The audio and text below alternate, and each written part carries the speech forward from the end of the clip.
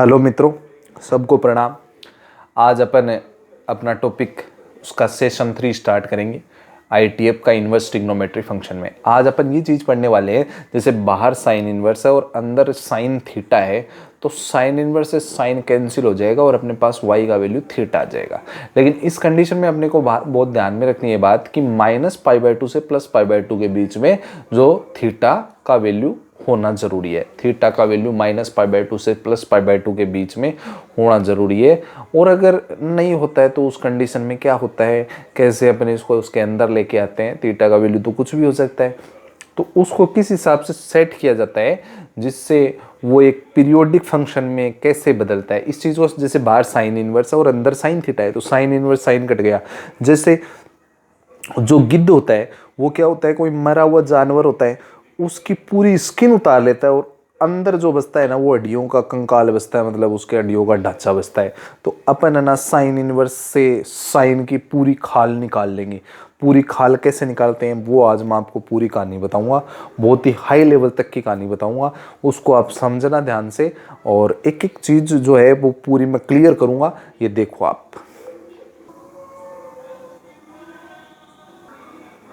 अब अपन यहाँ पे ग्राफिकल प्रॉपर्टी पढ़ते हैं कि ग्राफिकली जो है साइन इनवर्स जो होता है बाहर और अंदर साइन एक्स होता है। फर्स्ट प्रॉपर्टी है ग्राफिकली, साइन इनवर्स से ये साइन कैंसिल हो जाएगा तो अपने पास एक्स आंसर आ जाएगा। लेकिन ये हर बार नहीं आता, इसके लिए कुछ क्राइटेरिया होते हैं। वो क्राइटेरिया किस टाइप से होते हैं, जैसे इसमें आप इसको काटोगे तो ये एक्स जो होगा ना, ये एक्स कुछ भी ले सकते हो, आपको अधिकार है एक्स को कुछ भी लेने का। आप रियल नंबर ले लोगे इसको, एक्स को कुछ भी नंबर ले सकते हो। रियल नंबर का मतलब पॉजिटिव, नेगेटिव, डेसिमल, फ्रैक्शनल, कुछ भी ले सकते हो। लेकिन इससे इससे जो आंसर आएगा, मतलब इसका रिजल्ट आएगा, मतलब ये y जो आएगा, ये y का वैल्यू -π/2 से के बीच में बिलोंग करना जरूरी है। -π/2 +π/2 हो सकता है, मतलब इसी के अंदर, इसी क्लोज इंटरवल के अंदर इसका आंसर होना कंपलसरी है।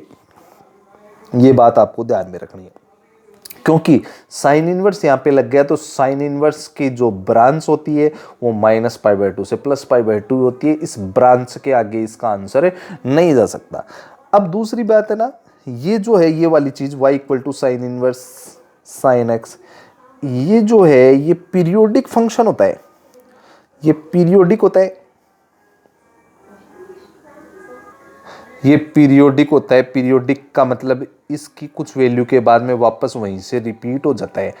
और इसका जो कहाँ से रिपीट होता है, कितने वैल्यू के बाद में रिपीट होता है, 2π वैल्यू के बाद में रिपीट होता है। कैसे होता है वो सारी कहानी मैं आपको बताऊंगा, बहुत ही इंपॉर्टेंट चीज़ है ये। ये देखो अपन कैसे करते हैं। सबसे पहले ये अपने पास एक्स एक्सिस है और ये अपने पास वाई एक्सिस है। अब जो y है, इस y के ऊपर जो वैल्यू होगा वो क्या होगा, मैक्सिमम +π/2 हो सकता है और मिनिमम क्या होगा, -π/2 होगा। मतलब इन दो वैल्यूज के बीच में होना चाहिए। तो इसका मतलब ये जो ग्राफ जितना भी बनेगा वो सारा -π/2 से +π/2 के बीच में ही बनेगा। ये बात तो कन्फर्म है, क्योंकि बाहर क्या लगा हुआ है, इसके साइन इनवर्स लगा हुआ है। अब बाहर साइन इनवर्स लगा हो तो इसका ग्राफ -π/2 से +π/2 के बीच में बनेगा। अब अपने पास कुछ स्पेशल केस हैं। वो स्पेशल केस क्या है कि x के वैल्यू के बारे में ध्यान से देखते हैं। x का वैल्यू क्या है, यहाँ पे मैं जैसे वैल्यू ले लेता हूँ x का π/2, x का वैल्यू मैंने π/2 ले लिया और इधर मैंने ले लिया -π/2। अब क्या होगा, अगर π/2 -π/2 से +π/2 बीच में x का कोई भी वैल्यू है, मतलब जैसे कुछ भी वैल्यू आता है, तो ये साइन इनवर्स से साइन कैंसिल हो जाएगा। और y का वैल्यू जैसे 45 हो गया, 45 हो गया तो ये क्या हो गया, सीधा कट जाएगा और 45 आंसर आ जाएगा।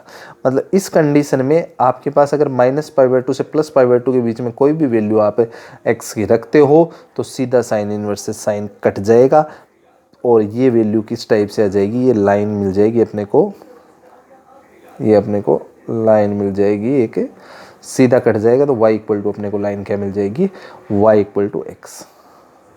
y इक्वल टू एक्स जो लाइन होती है वो अगर अपन इसका कंपेयर करें y equal to m x plus c से, m स्लोप होती है तो स्लोप इसकी 1 हो गई, 1 का मतलब क्या हो गया, टेन थीटा, स्लोप का मतलब टेन थीटा होता है तो टेन थीटा 1 हो गया, और 1 होते ही थीटा कितना हो गया, 45 डिग्री हो गया। तो ये जो है ये 45 डिग्री का एंगल बन गया। और ऐसे ही इसको अपन क्या है, इधर भी मैं कर लेता हूँ, ये लाइन इधर भी ऐसे ही चली जाएगी। उसके बाद में क्या होगा, अब अगर अपन यहाँ से थोड़ा आगे चलते हैं, π/2 से फिर आगे चलेंगे तो यहाँ पाई आ जाएगा, और पाई के आगे चलेंगे तो अपने पास 3π/2 आ जाएगा। अब 3π/2 पे क्या होगा वो मैं आपको बता रहा हूँ। अब पाई पे अगर अपन ने पाई पुट कर दिया, यहाँ पे x की जगह वैल्यू पुट कर दिया पाई, पाई पुट करते ही साइन पाई का वैल्यू 0 हो गया, और साइन इनवर्स 0 भी 0 ही होता है, यहाँ पे 0 मिलेगा। अब यहाँ पे 0 मिलेगा। अब आगे देखते हैं, अगर पाई से कम वैल्यू पुट करते हैं, पाई से कम का मतलब है अपन pi minus x value put कर देंगे, कुछ भी कम पुट करेंगे तो ग्राफ किधर जाएगा, ग्राफ पॉजिटिव ही रहेगा, मतलब प्लस में आएगा, क्योंकि साइन का क्वाड्रेंट होता है। और पाई से ज़्यादा, पाई से आगे चले जाएंगे तो ये अपने पास y equal to pi minus x का ग्राफ हो गया है। अब थोड़ा सा आगे जाएंगे तो मतलब पाई से आगे जाएंगे तो साइन का वैल्यू ये नेगेटिव आएगा, नीचे वाला पार्ट नेगेटिव है तो ये लाइन नीचे नेगेटिव में चली जाएगी, ये लाइन नीचे नेगेटिव में चली गई, ये 3π/2 पे अपने को मिल गया। अब क्या होगा, साइन बाद में फोर्थ क्वाड्रेंट में जाएगा, फोर्थ क्वाड्रेंट में जाएगा तो 2π है यहाँ पे, तो 2π तक भी अपने को क्या मिलेगा, नेगेटिव मिलेगा। अब 2π से आगे जाते ही वापस कौन से क्वाड्रेंट में आ जाएगा, फर्स्ट में, फर्स्ट में आते ही क्या हो जाएगा, ये पॉजिटिव हो जाएगा, ये पॉजिटिव हो गया है। इस टाइप से ये लाइन चलेगी। ऐसे ये चीज़ इधर भी चलेगी, इधर भी चलेगी ये चीज़। अब ये चीज़ इधर चलेगी तो इस चीज़ को अपन कैसे समझेंगे, ये इधर भी ऐसे ही आगे चलती जाएगी। ये क्या हो गया यहाँ पे, ये माइनस हो गया, और इधर हो गया -3π/2, ऐसे इधर -2π हो गया। तो अपन एक चीज़ देखते हैं, अगर -π/2 से +π/2 तक का गैप देखें तो ये कितना हुआ गैप अपने पास, पाई का हो गया। और -π से 0, ये 0 है, यहाँ तक पाई बढ़ा, और 0 से वापस पाई तो 2π बना।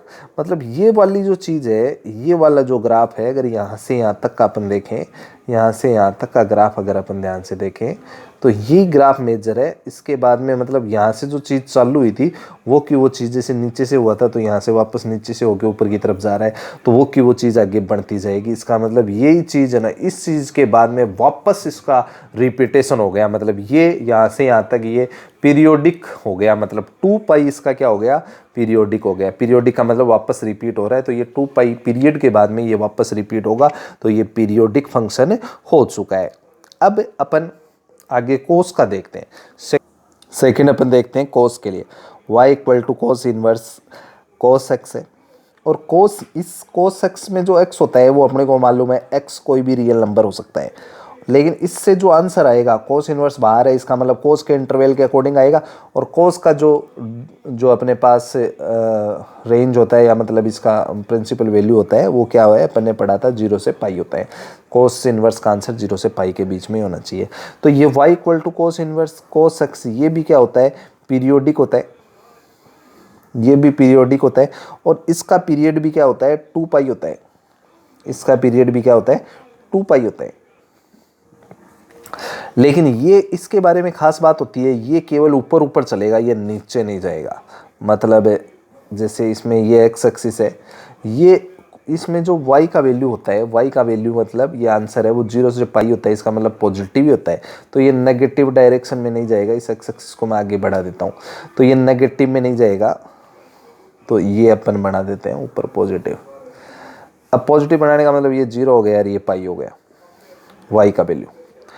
अब कैसे चलेगा, अब अगर आपने 0 से लेके पाई तक का कोई भी वैल्यू अपन पुट करते हैं तो क्या होता है, 0 से पाई तक का वैल्यू, जैसे मैं यहाँ पे ले लेता हूँ पाई, यहाँ पे ले लेता हूँ 2 पाई, ऐसे फिर आगे चलता जाएगा, ऐसे इधर माइनस पाई, इधर -2 पाई, ऐसे चलता जाएगा। अब क्या होगा, अगर आप इसके अंदर x का वैल्यू 0 से पाई के बीच में कुछ भी पुट करोगे, 0 से पाई के बीच में कुछ भी पुट करोगे तो इसका आंसर क्या आएगा, पॉजिटिव ही आएगा और बढ़ता हुआ आएगा। बढ़ेगा मतलब इंक्रीज होगा। तो इस टाइप से ग्राफ बनेगा। और ये 0 से पाई के बीच में x का वैल्यू कुछ भी आपने पुट किया 0 से पाई के बीच में, जैसे आपने पुट कर दिया यहाँ पे 45, तो ये कट जाएगा, अपने पास y इक्वल टू सीधा x मिल जाएगा।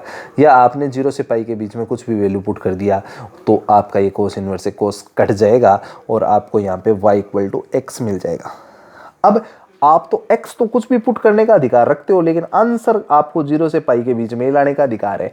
इसलिए आपने अगर x का वैल्यू रियल नंबर कुछ भी पुट कर दिया, अब आपने पाई से ज़्यादा पुट कर दिया।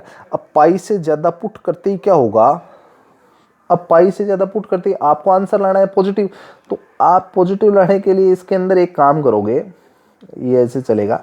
अब ऐसे कब चलेगा, जब आप इसके अंदर y इक्वल टू, इसको पॉजिटिव बनाने के लिए y यहाँ पे अपने पास y का वैल्यू 2 पाई माइनस एक्स आएगा, 2 पाई माइनस एक्स आएगा अगर आपने 0 से 2 पाई के बीच में कर दिया। ये करने से क्या होगा, बेनिफिट ये होगा, ये कोस का क्वाड्रेंट है जिससे वैल्यू पॉजिटिव का पॉजिटिव ही रह जाएगा। ये कोस का फोर्थ क्वाड्रेंट यूज कर दिया है मैंने। ऐसे ही ये चीज़ इधर भी अपन ऐसा कैसा सेम प्रोसीजर करेंगे, तो वही प्रोसीजर इधर हो जाएगा। ये चाहें तो अपन इसको बना सकते हैं, y equal to minus x हो जाएगा ये, और ये ऐसे हो ही गया, फिर ऐसे इधर चला जाएगा। ये अपने पास इस टाइप से y इक्वल टू पॉजिटिव बनेगी 2 पाई प्लस एक्स कर दिया मैंने। अब ये जो है, अब इस ग्राफ को अपन देखते हैं, ग्राफ कहाँ से स्टार्ट हुआ।